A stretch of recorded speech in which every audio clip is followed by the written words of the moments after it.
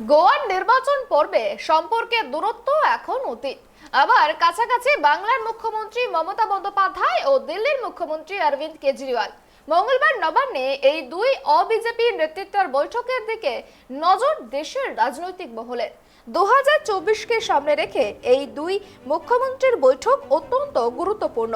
বিশেষ করে কংগ্রেসের সঙ্গে এই দুই নেতৃত্বের সম্পর্কের যে সমীকরণ, সে আবহেও এই সাক্ষাৎ আলাদা গুরুত্বের দাবিদার।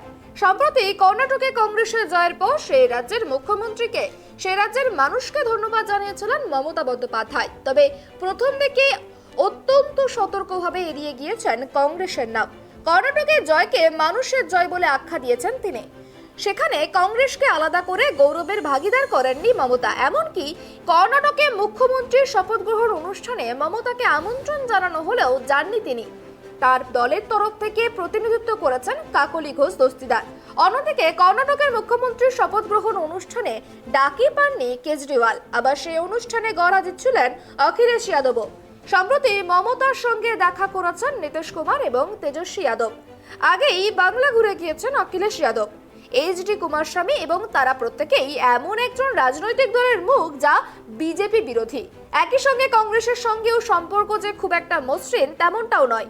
এমনই প্রেক্ষাপটে কর্ণাটকে কংগ্রেসের জয়ের পর অকংগ্রেসী আবার বিজেপি জোটে দুই গুরুত্বপূর্ণ নেতার বৈঠকের দিকে তাকিয়ে রাজনৈতিক মহল। আগামী 24-এর লড়াইয়ের পরিপ্রেক্ষিতে জোট নিয়ে এই দুই নেতা কি বক্তব্য রাখেন, আদৌ কিছু বলবেন কিনা, এখন সেদিকে তাকিয়ে রয়েছে রাজনৈতিক মহল।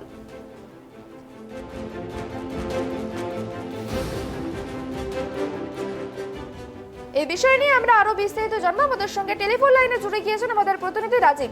রাজীব, আজকে মমতার সঙ্গে কেজরিওয়ালের বৈঠক রয়েছে, তো সেক্ষেত্রে আগামী 24-এর লড়াইয়ের পরিপ্রেক্ষিতে জোট নিয়ে কি কোনো রকম বক্তব্য রাখতে পারেন, কোনো রকম আলোচনা হতে পারে, কি জানা যাচ্ছে?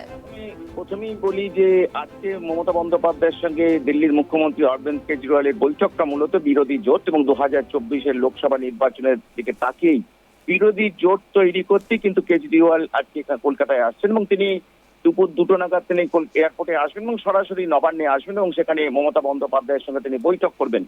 জানো যে এটা অত্যন্ত গুরুত্বপূর্ণ বৈঠক। ইদানিং কিন্তু কেজরিওয়ালের সঙ্গে কিন্তু মমতা বন্দ্যোপাধ্যায়ের ততটা যোগাযোগ ছিল না। বহুদিন তিনি, মমতা বন্দ্যোপাধ্যায় যখন দিল্লিতে গেছেন অনেক সময় তিনি কেজরিওয়ালের সঙ্গে দেখা হয়নি। কিন্তু এই অবস্থায় দাঁড়িয়ে এটা মূলত এই জোটটা কিন্তু তৈরি করার চেষ্টা করছেন নীতিশ কুমার। জানো যে কিছুদিন আগে নীতিশ কুমার তিনি কলকাতায় এসেছিলেন এবং নীতিশ এবং তেজস্বী যাদব তিনি নবান্নেই কিন্তু মমতা বন্দ্যোপাধ্যায়ের সঙ্গে মিটিং করে গেছেন। তারপরেই তিনি উত্তরপ্রদেশে যান, উত্তরপ্রদেশে অখিলেশ যাদবের সঙ্গে মিটিং করেন এবং গতকাল দিল্লিতে গিয়ে তিনি কংগ্রেসের মল্লিকার্জুন খার্গে এবং রাহুল গান্ধীর সঙ্গে বৈঠক করেছেন। এবং আজকে কিন্তু তার আগে কিন্তু অরবিন্দ কেজরিওয়ালের সঙ্গে নীতিশ কুমার বৈঠক করেছেন, এর আগে বৈঠক করেছেন এবং আজকে অত্যন্ত গুরুত্বপূর্ণ বৈঠক। যে বৈঠকে যেটা মমতা বন্দ্যোপাধ্যায় বারবার চাইছেন যে 2024 বিজেপি যে আচরণ, অর্থাৎ সেই আচরণের জন্য যে 2024-এর আগে বিজেপি বিরোধী জোটগুলোকে কিন্তু, যে দলগুলো রয়েছে তাদের একজোট করতে হবে। কারণ মমতা বন্দ্যোপাধ্যায় তার অভিযোগ দীর্ঘদিন ধরে তিনি অভিযোগ করেছেন, একই অভিযোগ বিরোধী দলগুলো করছে যে তারা যখন গণতন্ত্রের জন্য লড়ছেন সেই জায়গায় দাঁড়িয়ে বিজেপি, দিল্লির বিজেপি সরকার কেন্দ্রীয় এজেন্সিগুলোকে, সেন্ট্রাল এজেন্সিগুলোকে তাদের পিছনে লেলিয়ে দিচ্ছে এবং তাদের হেনস্থা করা হচ্ছে। এবং এছাড়া জানো যে আমাদের রাজ্যের ক্ষেত্রে তাদের বিভিন্ন প্রকল্পের টাকা দীর্ঘদিন ধরে বন্ধ, 100 দিনের কাজের টাকা বন্ধ এবং কেন্দ্রীয় যে স্কিমগুলো আছে সেই সমস্ত টাকা কিন্তু বন্ধ। এটা মমতা বন্দ্যোপাধ্যায় অভিযোগ যে কেন্দ্রীয় সরকার তারা দ্বিচারিতা আচরণ করছেন এবং রাজ্যের প্রতি তারা বঞ্চনা, আমাদের রাজ্যকে বঞ্চনা করছে। যদিও কেন্দ্রের অভিযোগ এবং বিজেপির অভিযোগ যে এই রাজ্যের দুর্নীতির জন্যই তারা টাকা বন্ধ করেছেন এবং সেখানে যে হিসেবটা দিতে হয় 100 দিনের কাজে, বাংলা যে প্রধানমন্ত্রী আবাস যোজনার হিসেব, এই ক্ষেত্রে দুর্নীতি হয়েছে বলেই টাকা বন্ধ হয়েছে এবং ন্যাচারালি টাকা বন্ধ হয়েছে, এমন দাবি কিন্তু বিজেপির তরফ থেকে করা হচ্ছে এবং অভিযোগ কিন্তু এমনই অভিযোগ কিন্তু কেন্দ্রীয় সরকারের। সেই অবস্থায় দাঁড়িয়ে আজকের বৈঠক অত্যন্ত গুরুত্বপূর্ণ।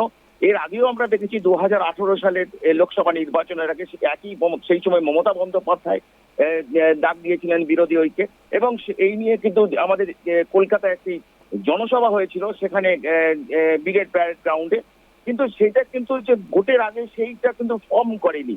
অর্থাৎ এবারে কিন্তু রাজনৈতিক মহল তাকিয়ে আছে, মিটিং হয়, অর্থাৎ বিরোধীরা মিটিং করেন, কিন্তু সেই জায়গায় দাঁড়িয়ে আদৌ 2024-এর ইলেকশনের আগে বিরোধী দলগুলো এক হতে পারবে কিনা। কারণ এই দলগুলোর বিভিন্ন রকম ইস্যু আছে, যেমন মমতা বন্দ্যোপাধ্যায় তিনি কংগ্রেসকে খুব একটা পছন্দ করেন না, কিন্তু এই অবস্থা দাঁড়িয়ে নীতিশ কুমার বা তিনি চাইছেন কংগ্রেসকে নিয়ে চলতে। একইভাবে আম আদমি অরবিন্দ কেজরিওয়াল, তার সঙ্গে কংগ্রেসের যোগাযোগ সম্পর্ক অত্যন্ত খুব মিষ্টি ভালো নয়। অর্থাৎ এই জায়গায় দাঁড়িয়ে আদৌ 2024-এর আগে এই ধরনের জোট তৈরি করা সম্ভব হবে কিনা সেটা পরবর্তী ক্ষেত্রে পরবর্তী পরিস্থিতি বলবে। কিন্তু আমরা দেখেছি এর আগেও আমাদের অভিজ্ঞতা হয়েছে যে তেলেঙ্গানার ক্ষেত্রে তেলেঙ্গানার যিনি মুখ্যমন্ত্রী তিনি এর আগে 2018 সালে এখানে নবান্নে এসে মিটিং করে গেছিলেন। তিনি মিটিং করে গেছিলেন এবং মিটিং করে তিনি এখানে জোটের আহ্বান করেছিলেন যে 2000 লোকসভা নির্বাচনের আগে বিজেপি বিরোধী দলগুলোকে এক করার চেষ্টা করে। পরবর্তী ক্ষেত্রে দেখলাম এখান থেকে গিয়ে তিনি বিজেপির সঙ্গে মিলে গেলেন।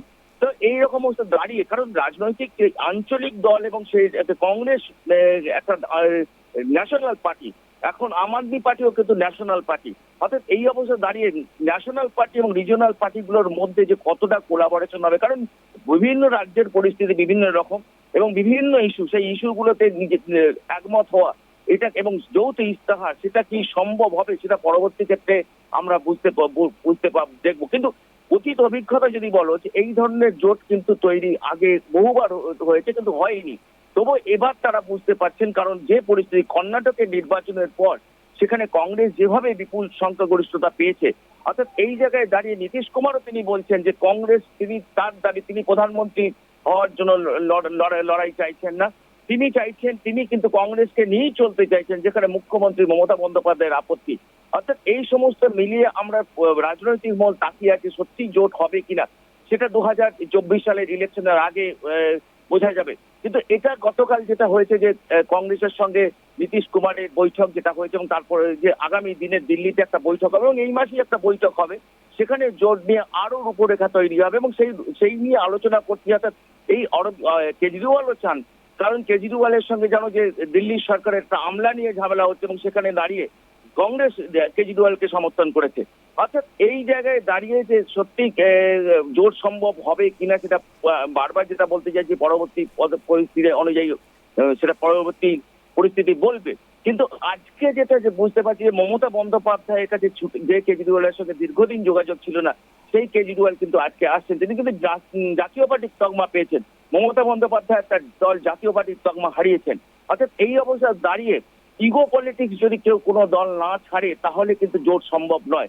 কিন্তু সেক্ষেত্রে আমরা নজর রাখবো পরিস্থিতির উপর, সত্যি ইগো পলিটিক্স ছেড়ে রিজিওনাল এবং রাজনৈতিক বিরোধী দলগুলো, তো বিজেপি বিরোধী দলগুলো তারা এক হতে পারে কিনা। আজকের বৈঠক অত্যন্ত গুরুত্বপূর্ণ। মমতা বন্দ্যোপাধ্যায়ের সঙ্গে দীর্ঘদিন পর কিন্তু অরবিন্দ কেজরিওয়ালের বৈঠক হচ্ছে এবং এই বৈঠকের পরে কিন্তু যৌথভাবে সাংবাদিক সম্মেলন করার কথা আছে এবং তারা বার্তা দিতে চাইবেন। কি বলেন মমতা বন্দ্যোপাধ্যায়? যদিও মমতা বন্দ্যোপাধ্যায় আগেই ঘোষণা করেছেন যে তিনি কংগ্রেসকে অতটা গুরুত্ব দিতে চান না, অর্থাৎ তিনি চান যে সমস্ত বিরোধী দলগুলো এক হোক, কিন্তু প্রধানমন্ত্রীর পদ নিয়ে একটা লড়াই আছে, যেন প্রধানমন্ত্রীর পদ নিয়ে একমত নন সবাই। অর্থাৎ এই জায়গায় দাঁড়িয়ে আজকে যেহেতু কেজরিওয়াল আসছেন এবং তিনি ন্যাশনাল পার্টি, অর্থাৎ কেজরিওয়াল কি বলেন, মমতা বন্দ্যোপাধ্যায়ের সঙ্গে কি আলোচনা হয় তা আমরা সেই দিকে নজর রাখবো এবং আমরা যেটুকু জানি 3:30টার সময় তাদের মিটিং আছে এবং তারপরেই কিন্তু যৌথ সাংবাদিক সম্মেলন করে তারা জানাবেন পরবর্তী ক্ষেত্রে কিভাবে তারা জোটের দিকে এগোবেন। অনেক ধন্যবাদ রাজীব। যেমনটা জানা গেল যে আজকে যে মুখ্যমন্ত্রী, বাংলার মুখ্যমন্ত্রী এবং দিল্লির মুখ্যমন্ত্রী অরবিন্দ কেজরিওয়ালের সঙ্গে নবান্নে বৈঠক রয়েছে, সেই বৈঠক কিন্তু অত্যন্তই গুরুত্বপূর্ণ এবং 2024কে সামনে রেখে এই মুখ্যমন্ত্রীদের বৈঠকে দিকে নজর রয়েছে দেশের রাজনৈতিক মহলের। এখন তারা কি বার্তা দেন সেদিকে নজর থাকবে আমাদের।